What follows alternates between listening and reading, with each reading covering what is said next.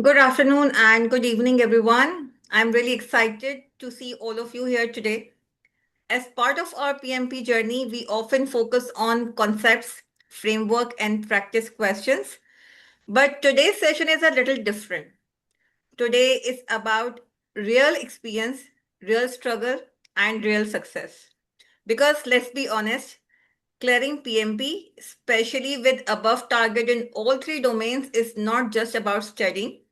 It's about mindset, discipline, and strategy. So, today we are going to learn from someone who has just gone through this journey successfully and is here to share what actually works. So, before we begin, I want to set one expectation for everyone.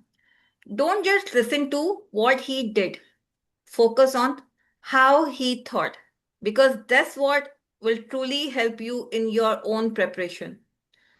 Now, let me introduce our guest for today. Mohammad Zanul Arfin has recently cleared the PMP exam with above target in all three domains, which is an incredible achievement. Congratulations, Zen, and welcome. It's great to have you here today. Thank you, Shanila, and good evening to everyone to host me and give me the opportunity to share my experience regarding my how I passed my PMP and how I achieved this goal with the assistance, mentorship, and coaching of Ma'am Shanila, and to share my experience, what I achieved, and how this struggle was challenging for me. So thanks a lot, and thanks a lot for the participants to hear me regarding my experience. Great. So, let's start by getting to know you a bit better. Can you briefly introduce yourself to everyone, your professional background, your current role, and what motivated you to pursue PMP at this stage? Right. So basically, by profession, I am a mechanical engineer. I have an experience of 15 plus years, and I have served in different organizations. Started from some government organization, then I switched to educational sector. Also presently I am working in a private organization. In all facets of my experience, I worked as an operation maintenance and capital projects engineer. So in the last 15 years during my career, I have worked on a lot of projects completed, including the government sector, private sector, educational sector background projects, and in all facets I feel that I am practically applying the project management, but I need something to be formally recognized, just like I have heard that PMI has a best practices, adaptive and predictive approaches that can best streamline our strategies in our ongoing project. So that is the main purpose. And second purpose was that my colleagues, my peers who had achieved the this PMP certification have always be an edge, not only in their career, but in their thinking process, in their analytical thinking, in their practical applications. These all come up together, and I was pursuing to achieve this PMP certification not only for last 1 or 2 years, since last around 6, 7 years. I started this journey in I will share in later that in 2017, when I first thought that I should complete my PMP certification, and due to some uncertainties, due to some inadvertible circumstances, that my plan was stuck, and then I ultimately completed my target this year. So Good. that's the main purpose. Great. So that's give us a nice context into everyone who is here and are listening to you live. So now let's talk about your PMP journey, which you have already slightly touched. That when did you start your preparation, and what were your initial challenges? And was there a moment where things started to really click for you? So I will briefly describe when I heard first time about the PMP. I was completing my MBA from IB in 2016, and there was one subject that was the project management like subject, and on that subject we heard there is a certification which is PMP, which is recognized internationally, that has a best framework, best practices. So that started my thinking, why I am not able, why would not complete this. So in 2017 I started to achieve this course project, and then within 4 or 5 months I completed that, and afterwards I planned that I will give the exam in next 1 or 2 months. But unfortunately, that was the time period when PMBOK fifth to sixth transition period was occurring, and I just thinking that okay, I will give in when next 2 weeks, 3 weeks, and time passed on, and the 6 p.m. book 6 came. Then I thought and then I will achieve this. And the time passed on again and again, things happened, and I came up with 2025. Then I really think that this is the time if because I heard that now PMBOK 8 is going to come in next 6, 8 months. So it's a long journey, and in between that there are a lot of things happening like COVID cam, all the things, uncertainties, all the so from last 5 or 6 months ago, I confidently started that now this is the best time to complete this journey, and I took admission in the Pakistan Institute of Management in a PMP exam preparation course, and that was the time when I seriously started the preparation. And the main challenge was it was almost, I would say, change from 70 to 80% what I read in 2017 in PMBOK 5. That was totally productive ITTOs and all the things. There were nothing chapter heard on that time about agile and the adaptive, and this was all new. And I thought that I think this would be because in my practical applications I am more uh, aligned towards the predictive approaches. In present my job, I'm not a software related I'm not doing software related jobs. So at initial, I thought that adaptive will not be an easy piece of cake for me to absorb because was totally new concepts for me. But afterwards, but I go in depth and studied that, and I came across that this is not a new. I am already practicing a bunch of things from this agile in my daily, like daily meetings, sprint perspective is just like with some other names. So when we go in depth, then we realize that it's not a big challenge. But initially, the agile was a big challenge for me. Okay, actually, that's interesting. So, I would just want let's I would say now go a little bit more deeper. What was the toughest phase for you? Toughest for phase for me when I started the PMP exam preparation course, I gave 1 or 2 mock exams that were about limited scope. So I thought, okay, I am good. I will achieve what I was.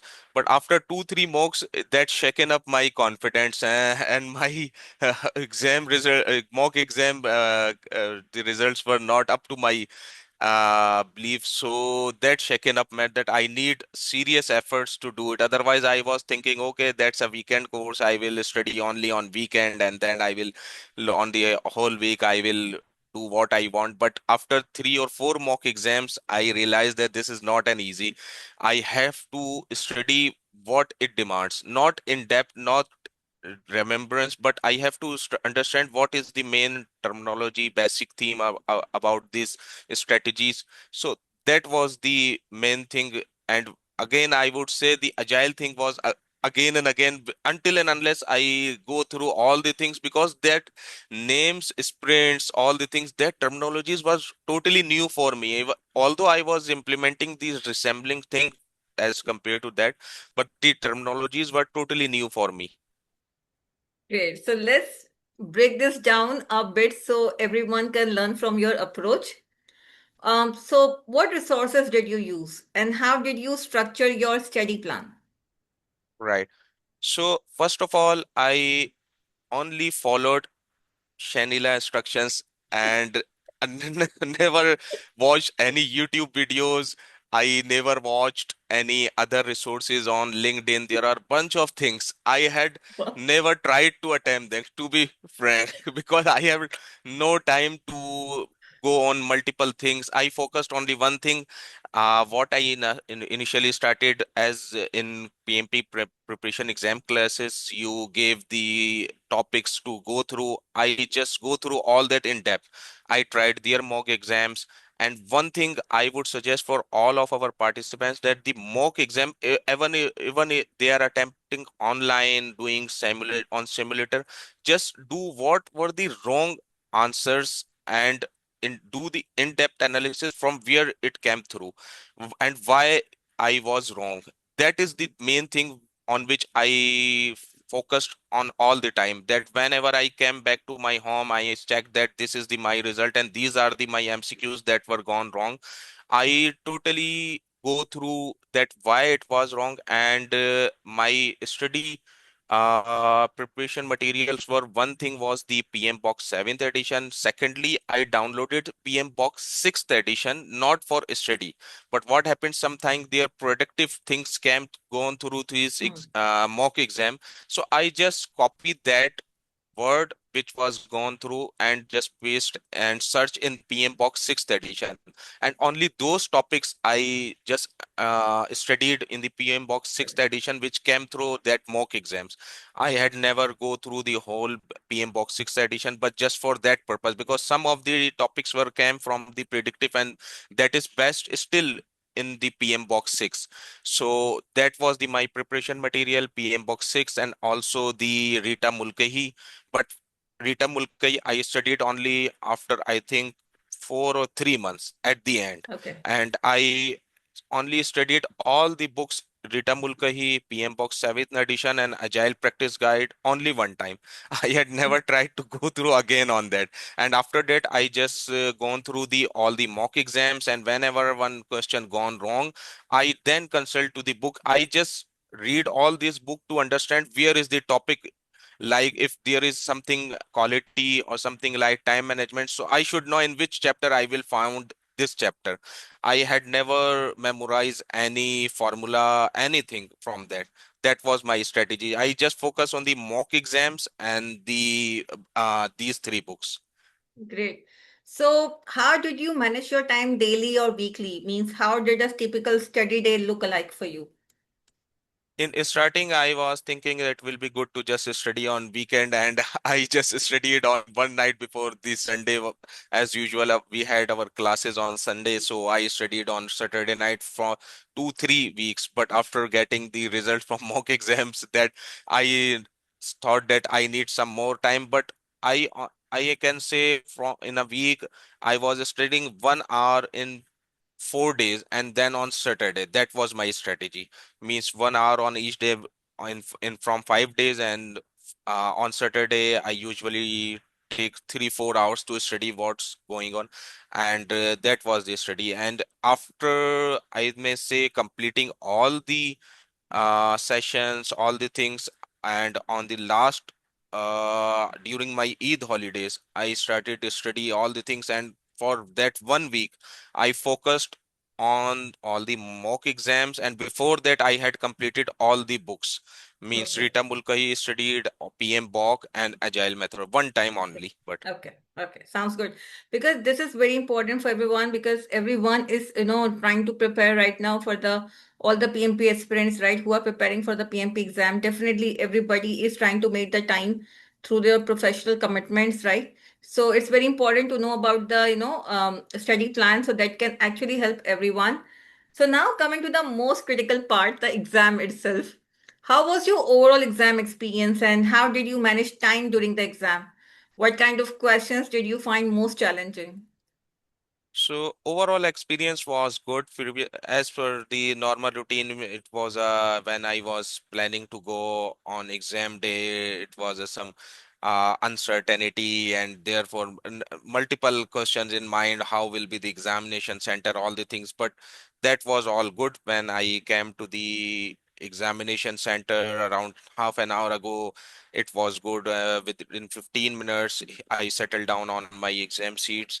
And the main challenging thing I think everyone may face or not is the what I face. One thing good is that I was used to with the all the questions, so I have never think a second time that I have an issue in completing the exam I have lot of time. Means I was studying question and then reviewing question, and at the end, just for surprising everyone, I had 45 minutes left after completing all the sections, all the things with flag, reviewing all the things. Still, I had 45 minutes, and I was thinking what I can do now. I have 45 minutes after completing all the question.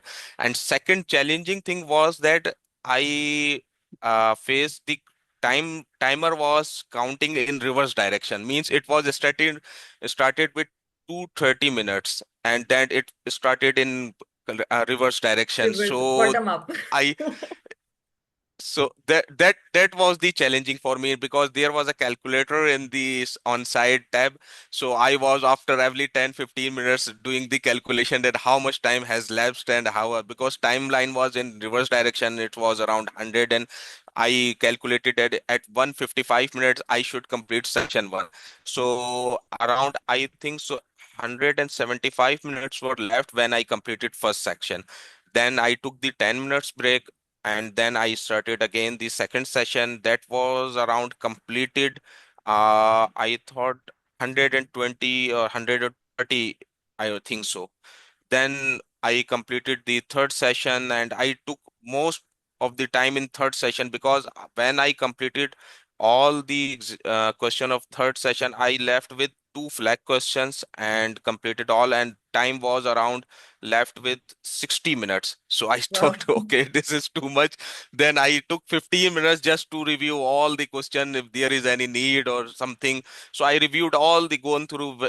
Even I had a minor doubt, but again, after completing all that, I had gone through with the 45 minutes. So that is the, I think, all the credit goes to Shanila. Because of her, we practice lot of questions in a strict timeline, so that we able to understand, comprehend question in just one read. Means I never had to go through again read the question. I just gone through one time and I understand what the question is about.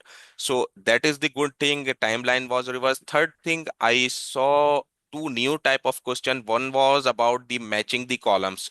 Uh, Hmm. We had around 3-4 questions regarding this. We have to match the columns with each other. At the A column and B column, we have two terminologies, and we have to. And second was, there were questions that have multiple answers, like two answers are correct or three answers are correct. That were the most difficult one, and it was around 9 to 10. So Okay. because in on that questions, all four options seems correct. So that were the most difficult one, that which is was the wrong question answer. This was the new thing that I observed. Other than that, all was just used to normal things. And around, I think so, 60 to 70% was from the agile methodologies, and adaptive, and also hybrid. And most difficult one for me were the hybrid questions, because Okay. that were not part of the predictive, that are not from the agile.